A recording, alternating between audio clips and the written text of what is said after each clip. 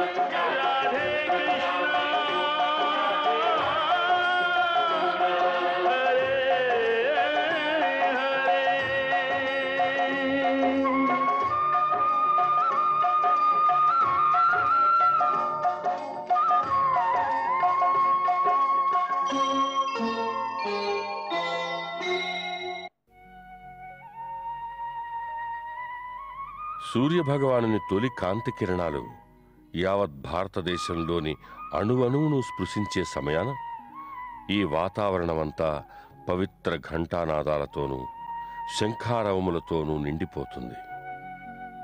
దేవాలయాలలో మంత్రోచ్చాటనలు, భగవంతునికి అర్చన, అభిషేకాలు యావత్ భారతావనిలో ఏకకాలంలో జరుగుతాయి.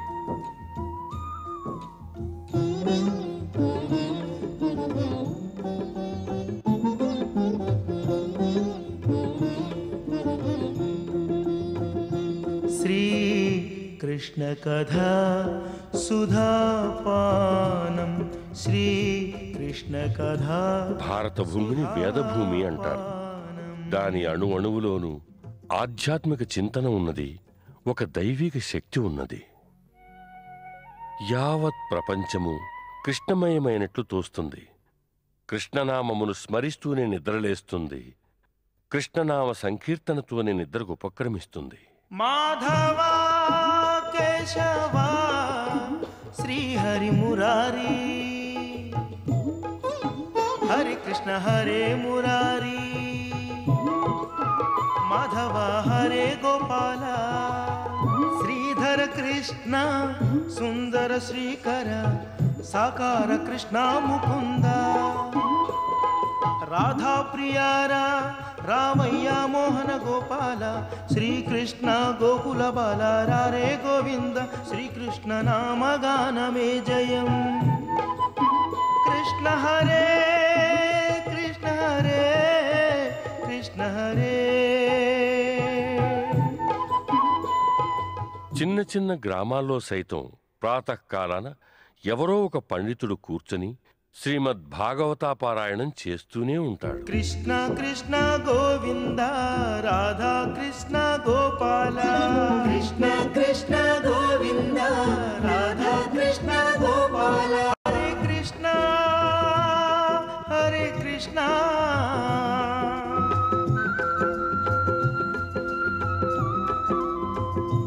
రారా రాధా కృష్ణ రారా, రారా రాధా కృష్ణ రారా, రారా మోహన కృష్ణ రారా, రారా మోహన కృష్ణ రారా.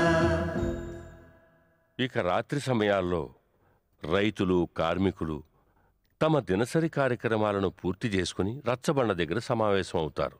తరచు గ్రామాల్లో బృందావనం నుంచి విచ్చేసిన ఏదో ఒక కృష్ణలీలా మండలి శ్రీకృష్ణుని సుందర గాథల్ని ప్రదర్శిస్తూ ఉంటుంది.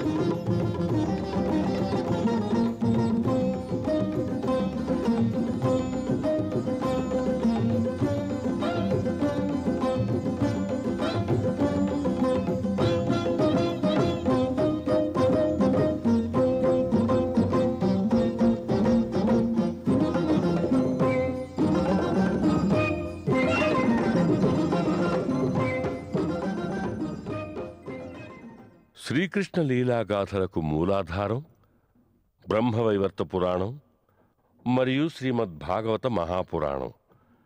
శ్రీమద్భాగవత మహాపురాణ గాథ భగీరథుడు దివి నుంచి భూమికి తీసుకొచ్చిన గంగా ప్రవాహం వంటిది.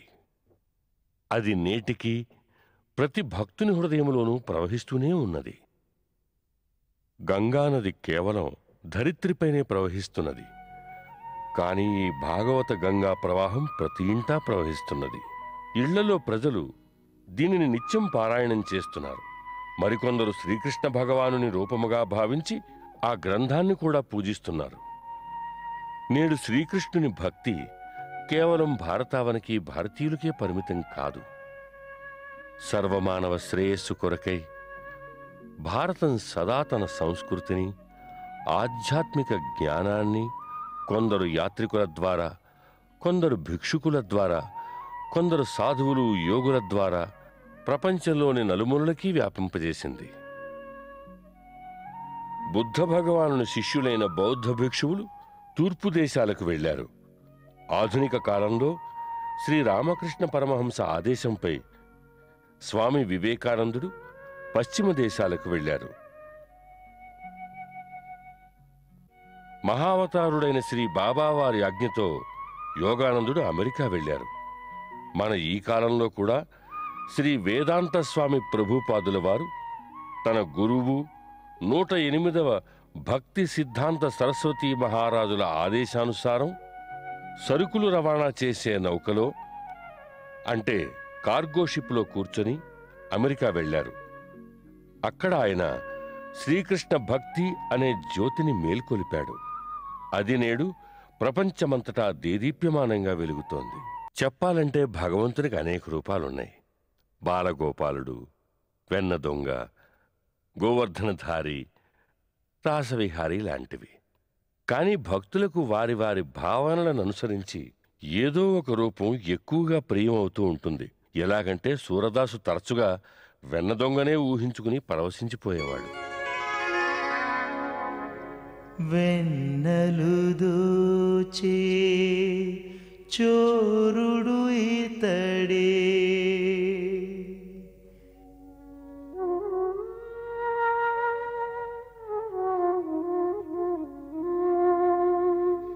వెన్నలు దోచే చోరుడు ఇతడే,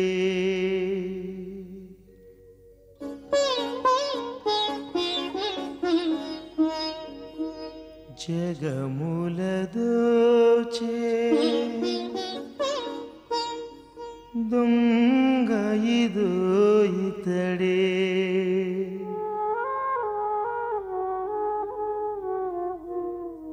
జగముల దోచే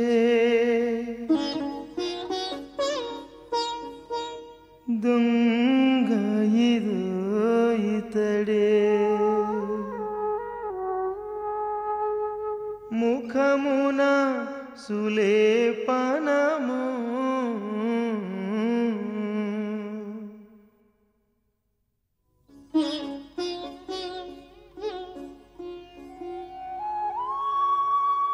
కృష్ణ కథ సుధాపానమృత సమము, శ్రీకృష్ణ కథ సుధాపానమృత సమము, కృష్ణ గోపాల గోవింద మాధవ హరే, కృష్ణ గోపాల గోవింద మాధవ హరే, కృష్ణ కథ సుధాపానమృత సమము.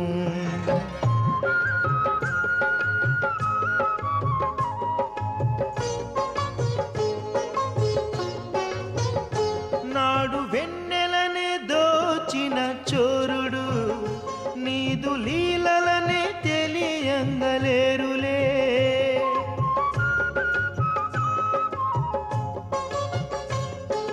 రాత్రి వేళ కారాగృహము చేరెను కృష్ణుని సాకారం, బాలుని గైకొని వసుదేవుండు వ్రేపల్లికే సాగే,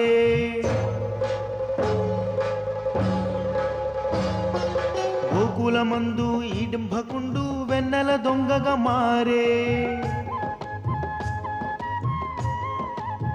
ఓ బాలురతోటి కూడిన వాడై వెన్నెల దుద్దలు కొట్టే. ఓహో యమునా తీరపు వృక్షము మీద చేరి చీరలు దోచే. చీరల కోసము వనితలు వేడిరి, కృష్ణుని ప్రార్థన చేసే. కృష్ణాని లీల కృష్ణ నీ లీల వివరించయౌ వారికి సాధ్యపడదు ఆ వెన్నెల దొంగను తెలుప. కృష్ణ గోపాల గోవింద మాధవ హరే, కృష్ణ గోపాల గోవింద మాధవ హరే. కృష్ణ కథా సుధాపానమృత సమము.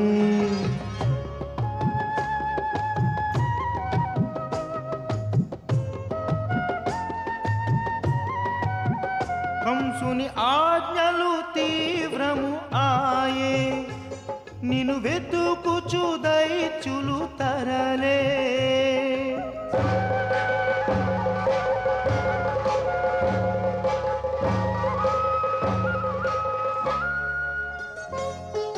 పూతనని కుక్షి నింప విషపు పాలనిచ్చే.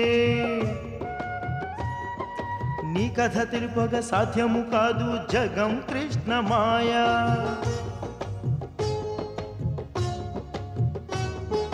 రక్కస నీతిని వంచావు లీలగనాడు నీవు.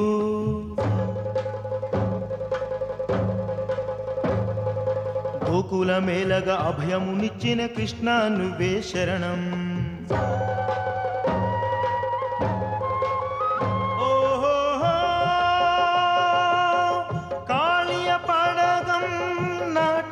చేసి పల్లెను బ్రోచితి వంట.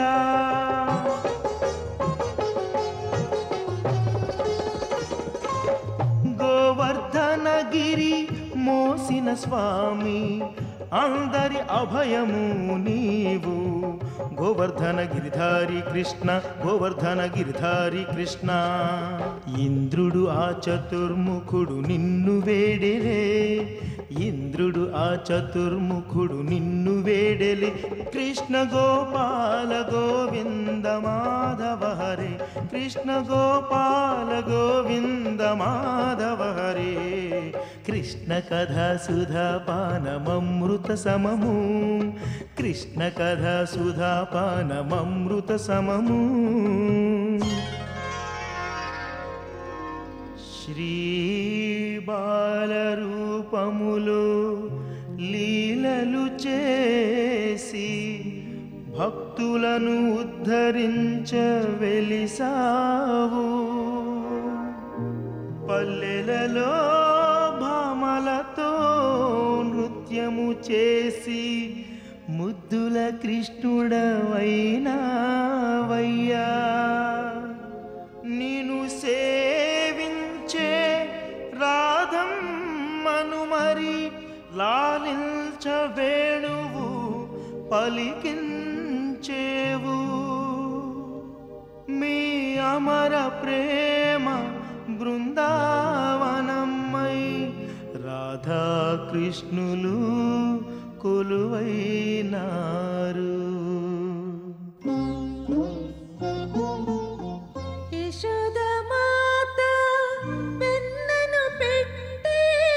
నందుడు నీపై ప్రాణము నిలిపే. రాధమ్మ నీలీల యోచించుచుండే. కృష్ణ రాధే గోపాల రారా రాధా ప్రియలోల. ఓ కృష్ణ రాధే గోపాల రారా రాధా ప్రియలోల. ఇది మోహనము నవ భావనము, ఇది యమునా విహార. కృష్ణ రాధే గోపాల రారా రాధా ప్రియలోల. ఓ కృష్ణ రాధే గోపాల రారా రాధా ప్రియలోల.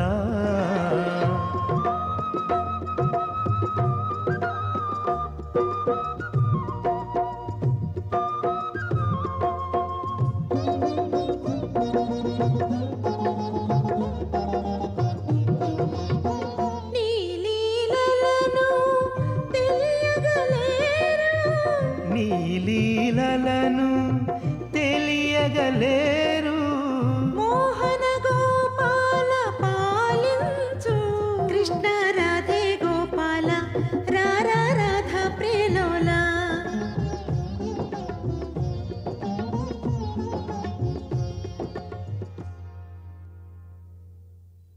శ్రీకృష్ణుని ఈ అవతారాన్ని జ్ఞానులు, భక్తజనులు ప్రేమావతారం అని కూడా అంటారు.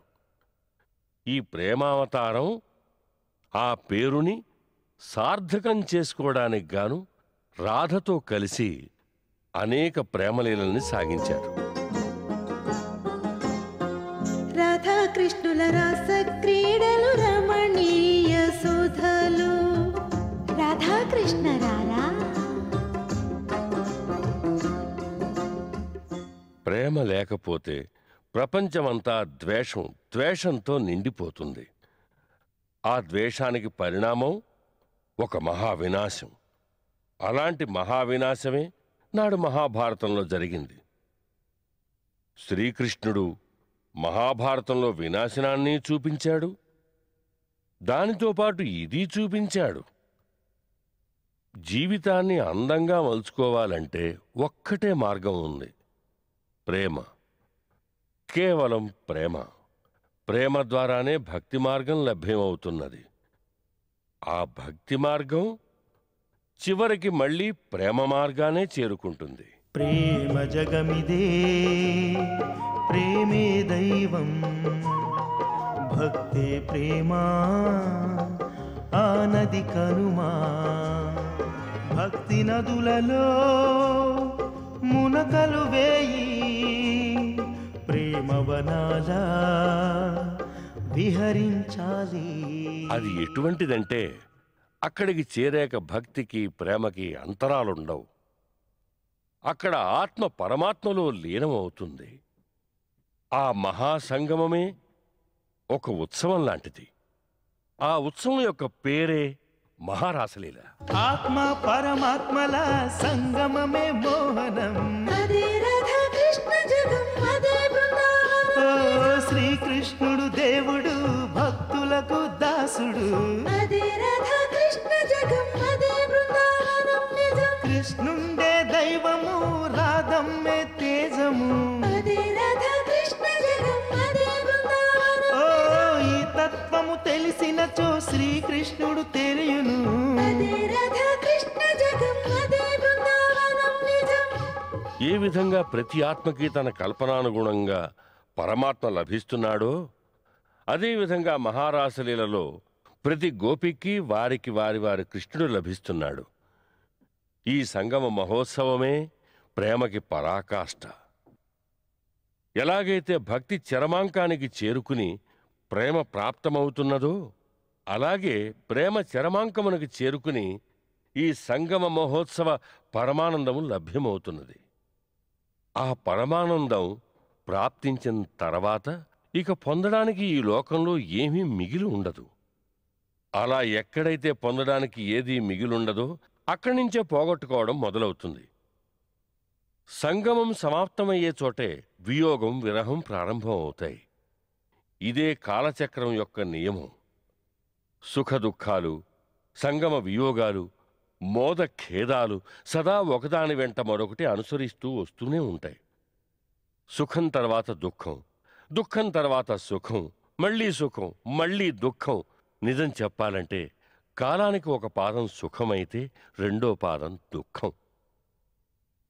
ఈ నియమాన్ని అనుసరించి ఎప్పుడు మహారాసలీల్లో ప్రేమికుల సంగమం ఆనందపు చివరి అంచుల వరకు చేరుకుంటుందో అప్పుడు అక్కడి నుంచే వారి వియోగ ఘడియలు ప్రారంభం అవుతాయి. చివరికి కృష్ణుడు గోకులాన్ని విడిచి వెళ్లవలసి వచ్చింది. రాధాకృష్ణుల వియోగ బాధ అంతులేనిది.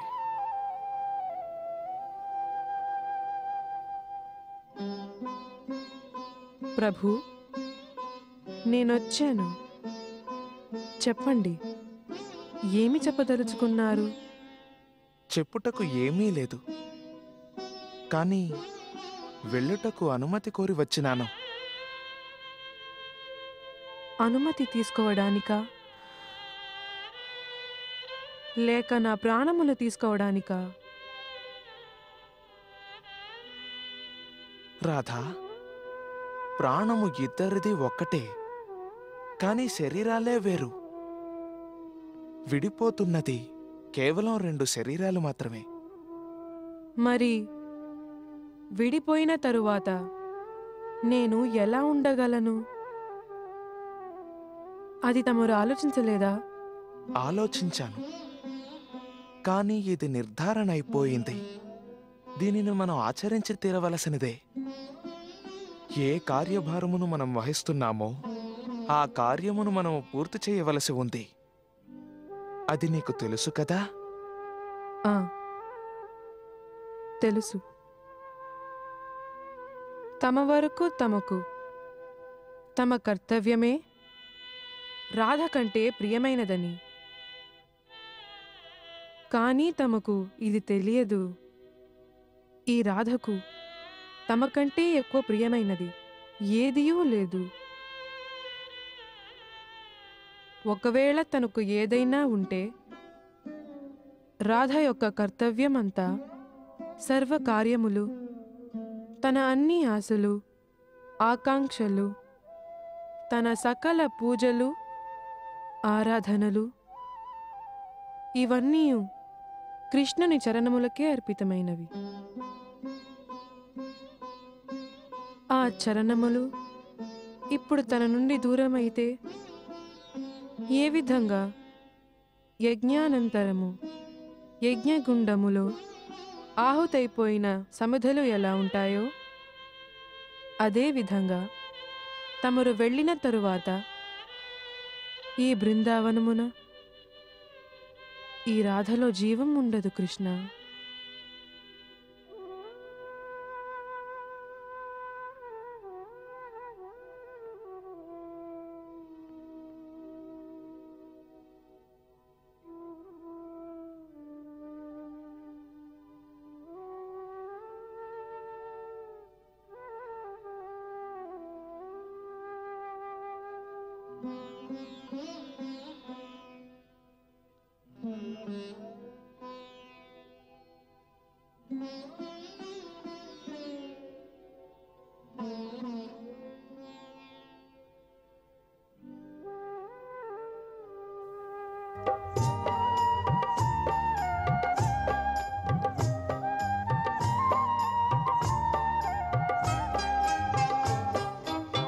వీడకు స్వామి రాధా హృదిని, కృష్ణుని వీడదు మానసం.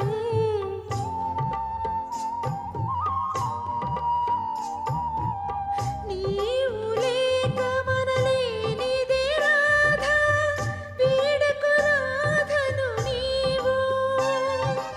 ఓ యోగేశ్వర కృష్ణ, ఓ సురు సుందర కృష్ణ, దీననురా నీ రాధనురా, ఆరాధన నిను నిలుపదా కృష్ణ. కృష్ణ రాధా కృష్ణ.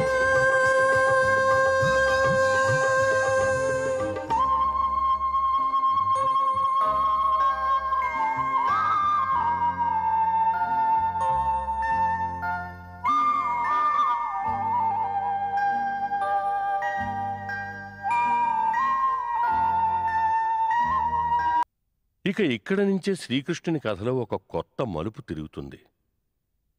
దీని ముఖ్యోద్దేశం ఏమిటంటే ధర్మ సంస్థాపన.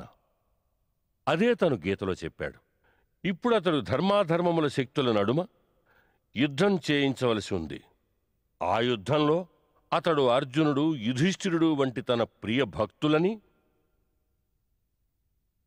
యుద్ధంలో గెలిపించాల్సి ఉంది, వారి రక్షణ చేయవలసి ఉంది. పైగా ఆ మహాయుద్ధంలో యుద్ధక్షేత్రాన నడిమధ్యంలో నిలబడి అతడు అర్జునుడికి గీతా దివ్యజ్ఞానాన్ని ఉపదేశించాల్సి ఉంది. అది యుగయుగాల వరకు మానవజాతికి మార్గదర్శకంగా ఉండాల్సి ఉంది.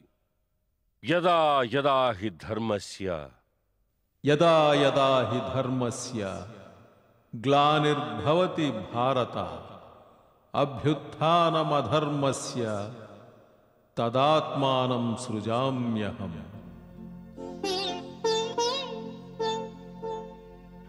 ఎప్పుడు ధర్మము తరుగునో నను నే పొందెద రూపము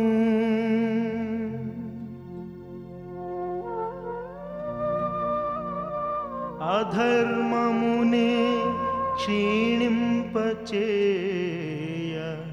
నను నే లోకాల ప్రకటించుకొనెదా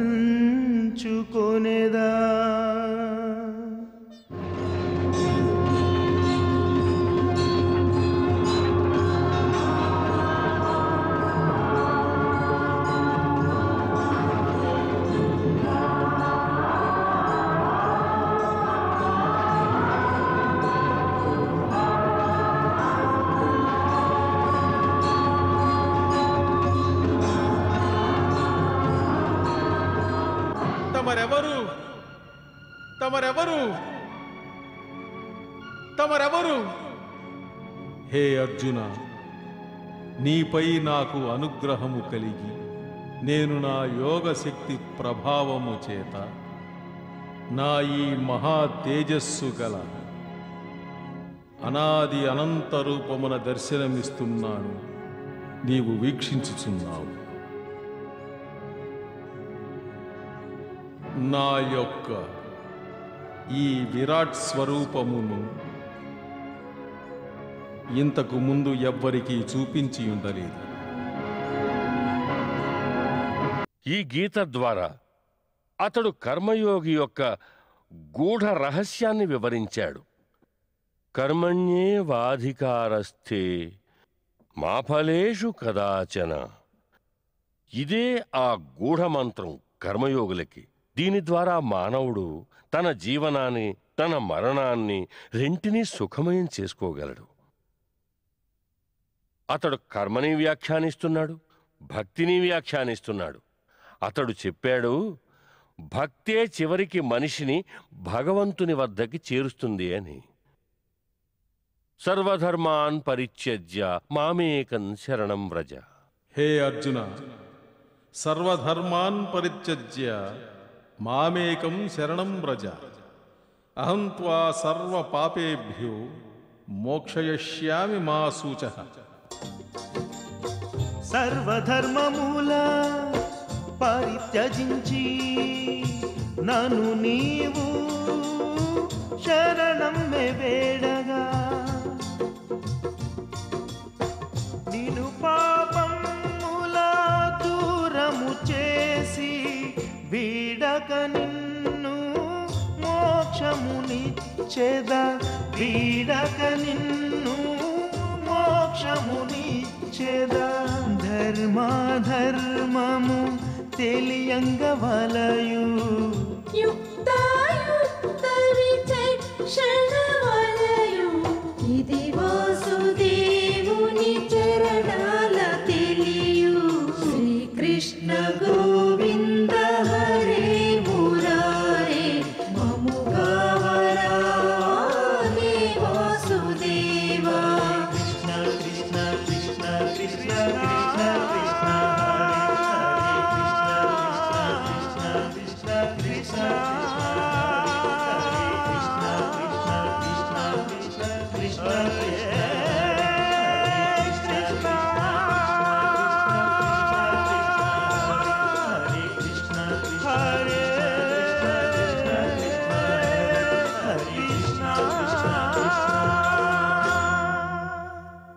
ఈ కథ భక్తి ప్రేమల కథ.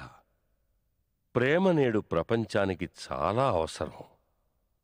హింసా ద్వేషముల నడుము రగులుతున్న ప్రాణులు భక్తి అనే ఈ ప్రేమ రసామృతంలో స్నానం చేసి శాంతిని పొందాలని, ఈ ప్రక్రియ మానవ సమాజానికి కళ్యాణకారకం కావాలని మేము సదా శ్రీకృష్ణుని చరణాలను ప్రార్థిస్తాం. శ్రీమద్భాగవత దివ్య కథను నారద మహర్షి సనత్కుమారులకు చెప్పగా విన్నారు. ఈ అమర శ్రీకృష్ణ కథలు ఇంకనూ వ్యాప్తి చెందటానికి లోక కళ్యాణార్థమై సూతుడు మరల నైమిషారణ్యంలో విడిది చేసిన సౌనకాది మునులకు వినిపిస్తాడు. శ్రీమద్భాగవత కథను నేను కలియుగారంభంలో స్వయంగా శుకమహర్షి నోటి నుండి వెలువడగా విన్నాను. ఆయన పరీక్షన్ మహారాజుకు ఈ కథను కేవలం 7 దినములలో వినిపించినాడు. ఒక మునికుమారుని యొక్క శాప కారణంగా పరీక్షన్ మహారాజు మృత్యువుకు కేవలం 7 దినములే గడువున్నవి. పరమ పూజ్య సుఖమహర్షి, పరీక్షిణ్ మహారాజు మహాధర్మాత్ముడైనటువంటి వాడు. అతడు మహాపరాక్రమవంతులైన పాండవుల పౌత్రుడు, వీరాధివీరుడైన అభిమన్యుని పుత్రుడు. అంతటి పుణ్యాత్ముడైన ఆ రాజుకు ఆ మునిబాలకుడు శాపం ఎందులకిచ్చాడు? శౌనక, ఇదే కాలగమన విధానం. మహారాజు పరీక్షిత్తు వంటి ధర్మపరాయణునకు, మహాప్రతాపుడైన రాజునకు ఒక మునికుమారుడు శాపమిచ్చినాడు. ఎప్పుడు పరీక్షిత్తు శాపగ్రస్తుడయ్యాడు, అప్పటికే ధరిత్రిపై కలిపురుషుని ప్రవేశం జరిగిపోయింది. భగవానుడు శ్రీకృష్ణుడు భూమిపై తన అవతారమును సమాప్తము గావించుకున్నాడు. ఆ తరువాత పాండవులు కూడా ప్రపంచముపై విరక్తి చెంది తమ రాజ్యభారమును తమ పుత్రుడైన పరీక్షిత్తుకు అప్పగించి హిమాలయాలకు బయలుదేరారు. ఆ సమయాన గుట్టుచప్పుడు కాకుండా ఒక దొంగ వలె కలిపురుషుడు మర్త్యలోకమున ప్రవేశించాడు. ఒకనాడు వేట నిమిత్తం పరీక్షన్ మహారాజు అడవికి వెళ్ళాడు.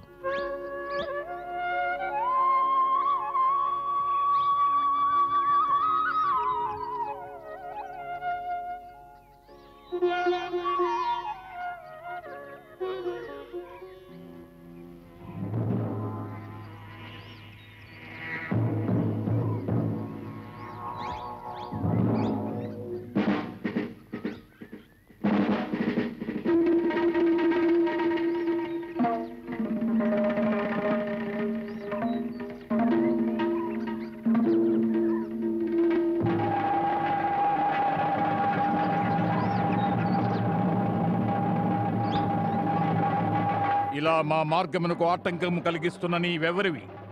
పరీక్షన్ మహారాజా, నేను కలిపురుషుడను. కాలుడు ఆజ్ఞాపించగా నేనీ ధరిత్రికి వచ్చినాను. ఇప్పుడు నేను తమ రాజ్యమున ప్రవేశించబోతున్నాను. ఏమిటి నీ ఆంతర్యము? ఎక్కడిది సాహసము? నీవు పాండవ వంశజుడు పరీక్షితుడుండగా ఈ ధరిత్రిపై కాలు మోపాలనుకుంటున్నావా? ఈ సృష్టిలో ధర్మాన్ని నాశనం చేయాలనుకుంటున్నావా? దానికి ముందుగా మేము నిన్ను నాశనం చేస్తాం. రాజా, ప్రకృతి నియమం అచంచలం. కాలగతిని ఎవరూ బాణముతో నిలువరించలేరు. కృతయుగము తరువాత త్రేతాయుగము వచ్చినది. ఆ త్రేతాయుగము తరువాత అదే విధముగా ద్వాపరయుగము రాకను ఎవరూ ఆపలేకపోయారు. అదేవిధంగా ద్వాపరయుగము పిదప కలియుగ రాక తథ్యం. అందువల్ల జ్ఞానులైన వారు కాలముతో పోరాడరు. కలియుగ ఆవిర్భవానికి సమయం ఆసన్నమైనదా? అయినప్పటికీ పరీక్షిత మహారాజుండగా దాని ఆగమనం అసంభవం. ఒకవేళ పరీక్షిత్తు ఉండడం కాలగతికి అవరోధమైతే ఇది నిశ్చయం. పరీక్షిత్తు నిష్క్రమించే సమయం ఆసన్నమైనది. అది విధాతకు తెలుసు. ఆయనను వీరపురుషుడు మృత్యువుకు భయపడి తన సంకల్పాన్ని త్యాగం చేయలేడు. అందువలన కలిపురుష, నీవు మా రాజ్యపు పులిమేరలు దాటి వెళ్ళిపో. రాజా, కాలమునెవరూ శాసించలేరు. దానికి ఎటువంటి హద్దులు లేవు. ప్రవేశించనీయము. మా రాజ్యము సత్యమునకు ధర్మమునకు నివాస స్థానము కనుక మా రాజ్యము నుండి నీవు తక్షణం వెళ్ళిపో. లేని ఎడల నేడు విధాతయే చూస్తాడు. మహారథి అర్జునుని పౌత్రుడు, కృష్ణ భగవానుని కృప వలన పునర్జన్మ పొందినవాడు అయిన మా బాణమునకున్న అత్యంత శక్తి కలియుగమును సమూలంగా నాశనం చేస్తుంది.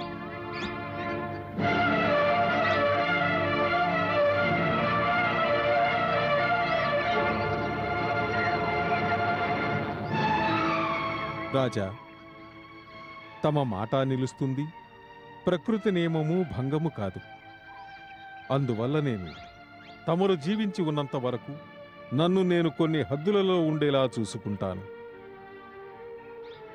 రాజా, నేను శరణుజొచ్చినాను. శరణన్న వారికి ఆశ్రయమిచ్చుట తమ ధర్మము. అందువల్ల నేను నివసించడానికి స్థల నిర్దేశము చెయ్యండి. నీవు పాండవ వంశీయుడైన రాజును శరణు కోరతివి. మేము నీకు నివాస స్థానమును అవశ్యము ఇచ్చెదము. నీవు అధర్మానికి సహాయకుడవు కావున మేము నీవు నివసించదు కేవలం 4 స్థానములను ఇచ్చెదము. ఎక్కడ జూదమును ఆడెదరో, ఎక్కడ మద్యమును సేవింతురో, ఎక్కడ పరస్త్రీతో సంగమింతురో, ఎక్కడ హింస ప్రజ్వరిలునో ఆ స్థానముల్లో అక్రమం, అసత్యం, మదము, కామము మరియు నిర్దయ ఈ 4 అధర్మాలు నివసిస్తాయి. కావున నీవు అక్కడే ఉండు.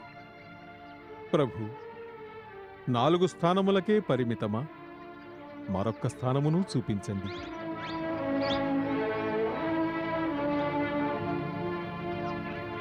అంగీకరిస్తున్నాము. ఎందుకనగా ధనము రజోగుణ నివాసము. కావున నీవు స్వర్ణములో నివసించుము. తమ ఆజ్ఞ.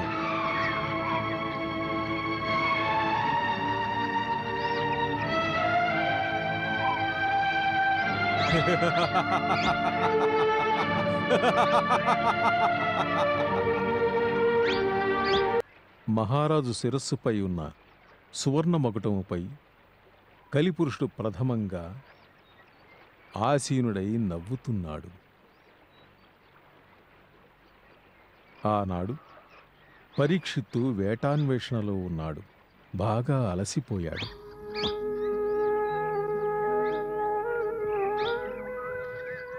అతడికి దప్పికగా ఉన్నది. ఏమి చెయ్యాలో తెలియని స్థితి. తన దప్పికను తీర్చుకునేందుకు సమీపములో ఉన్న శమీకముని ఆశ్రమానికి వెళ్ళాడు.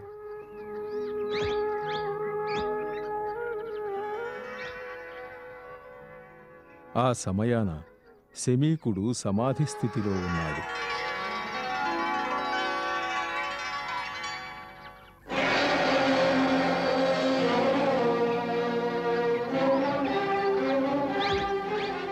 మాకు దాహముగానున్నది. మాకు జలము కావలి.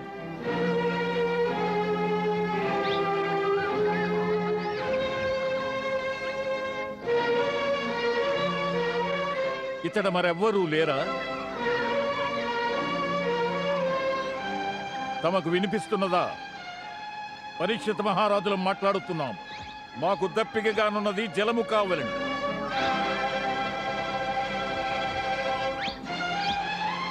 తమకు మా మాట వినిపించుట లేదా?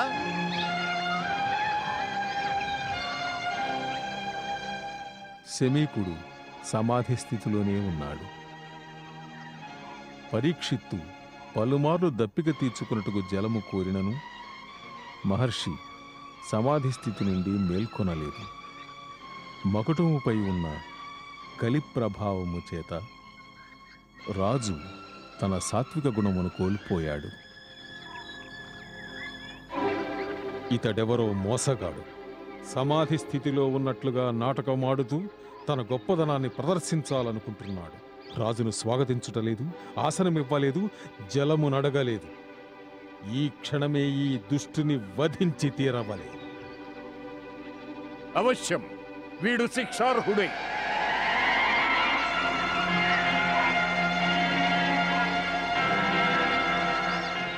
అప్పుడు ఆ రాజు కుపితుడైన కారణంగా కుసంస్కారి అయి తనను తానే మర్చిపోయినాడు.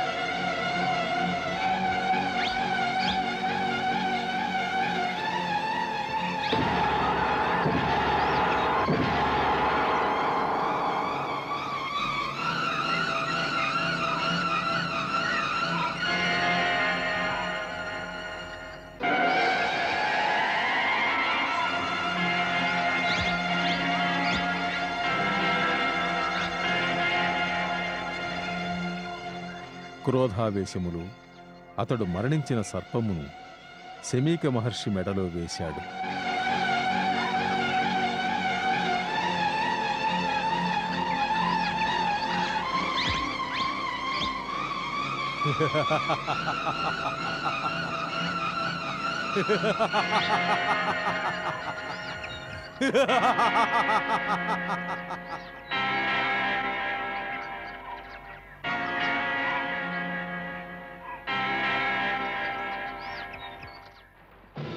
శమీక మహర్షి పుత్రుడు శృంగి మహా తేజస్వి అయిన బాలకుడు.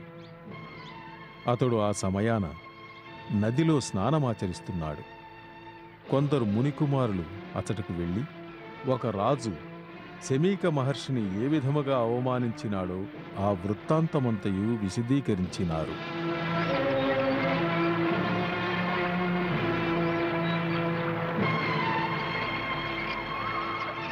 అది విని కోపోద్రిక్తుడైన శృంగి మరుక్షణమే దోసిట నదీ జలమును తీసుకుని ఆ రాజుని శపించాడు.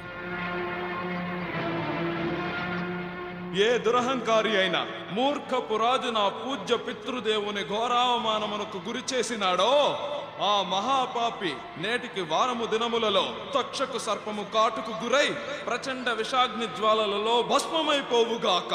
ఈ శాపము ఈ ధరిత్రిలో ఏ విధముగాను ఉపసంహరించబడకుండుగాక.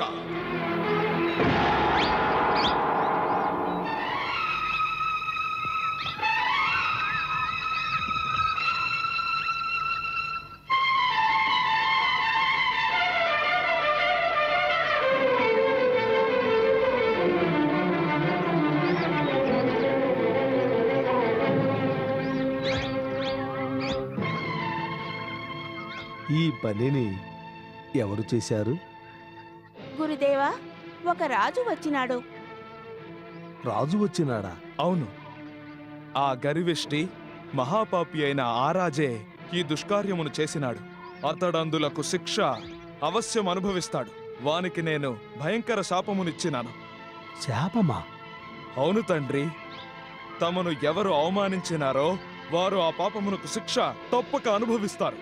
తక్షక నాగ విషములో ఏ భయంకర జ్వాలలుంటాయో ఆ జ్వాలాశిఖలలో నేటికి వారము దినములలో ఆ పాపి భస్మమైపోతాడు.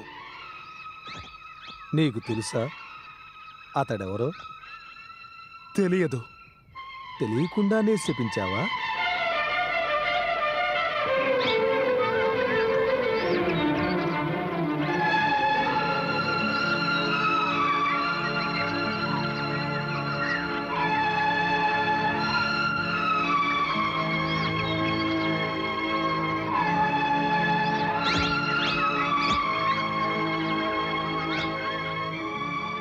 వత్స, నీవు మహానర్థము చేసినావు. ఒక మహా యశస్వి ధర్మపరాయణుడైన సామ్రాట్టునకు చిన్న తప్పిదమునకు అంతటి భయంకరమైన శాపమునిచ్చినావా? అతడు పరమభక్తుడు, గోబ్రాహ్మణులను రక్షించువాడు, తన ప్రజలను సంతానము వలె పరిపాలించువాడు, రాజశ్రేష్ఠుడు. అతని గౌరవమును నీవు భంగపరిచినావు. మూర్ఖ బాలక, అటువంటి రాజు లేనట్లయితే ప్రపంచమున అత్యాచారములు పెరుగుతాయి. వైదిక ఆర్యధర్మములు నశించి ప్రజలు వర్ణసంకరులవుతారు. ఆ పాపములో నీకు కూడా భాగం ఉంటుంది. నువ్వివన్నీ ఆలోచించకుండా శాపాన్నిచ్చి నిరూపించిందేమిటంటే పరిపక్వత లేని వారికి అధిక శక్తిని ఇవ్వకూడదు అని.